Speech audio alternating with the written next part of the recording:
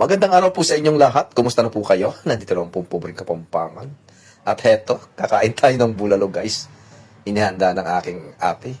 At inanyayahan kami mag-lunch dito sa kanila. Tingnan ninyo, oh, ang sarap.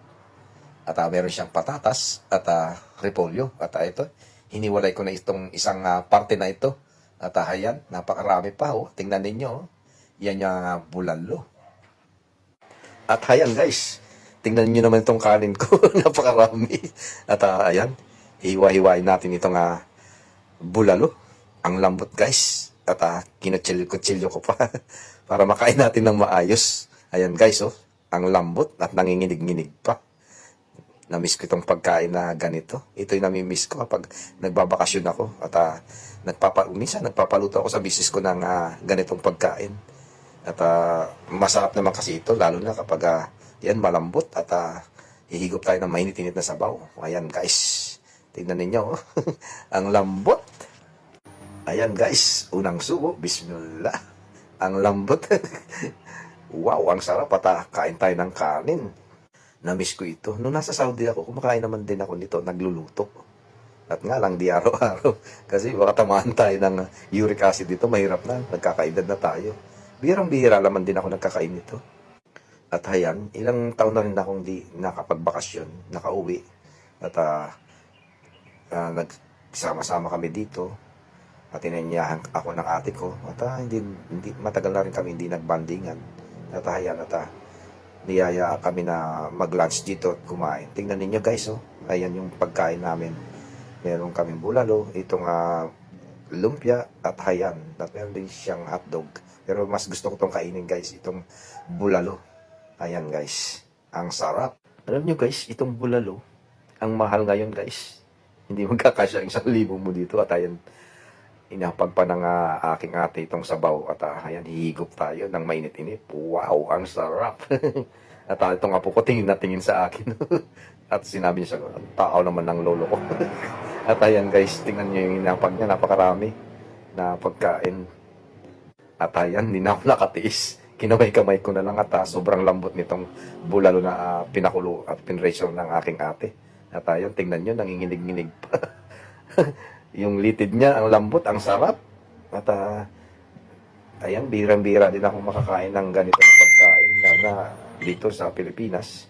At kapag gusto ko nga kumain ng mga pagkain na yan, at nagre-request ako. At ayan nga, yung kinain ko na bulalo, ay actually kagabi pa to, nauna na kumain yung bayaw ko, yan yung tira nila at di nila naubos at naanyayahan kami na kumain dito ng lunch. Ayan yung aking pagkain, ang sarap at ang dami kong pagkain at ayan, higop tayo ng sabaw.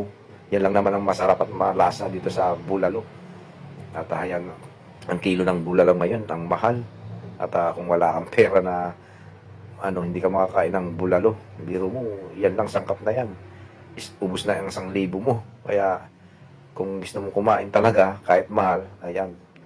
At ako naman, feeling naman ako sa pagkain. Kung ano yung gusto ko, kahit mahal, kinakain ko. Ganyan din naman sa Saudi.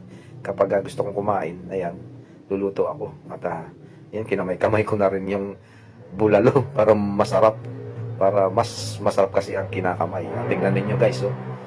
Buto-buto yan at napakalambot ng laman. At yan, naubos ko na yung aking kanin.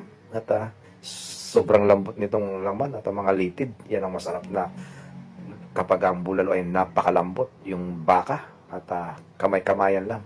At ayan, at iinom tayo ng soft drinks para maramdaman natin yung busog na kinain natin. Nag-inom-inom pa ako ng soft drinks para mas ramdam ko ang busog sa aking At yan, kagabi, may handa kami rin at marami din kaming inihanda dahil nga yung aking mga kaibigan na nagsipuntahan ay natagbanding-banding kami at tapos ng kinabukasan ay yan nga at inimbitahan kami ng aking ate na kumain dito at naghanda siya ng pagkain na sinabawan na tayo yung bulalo. Ang sarap guys at yung laman ng buto yan, sinimot-simot ko pa talaga.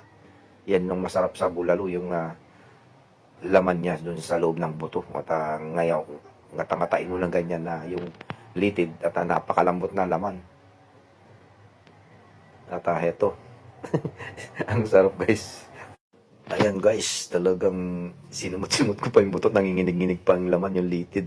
At itong kanin ko, naubos ko na guys. Oh. Talagang bumawi-bawi ako ngayon. At yan, paborito ko rin naman na pagkain, yung bulalo. At ang sarap nito guys, tingnan ninyo, ang lambot ng laman. Pati yung litid, wow, ang sarap. Nabusog talaga ako dito sa inihan ng aking ate. So ayun guys, maraming salamat sa panonood. Enjoy watching. God bless!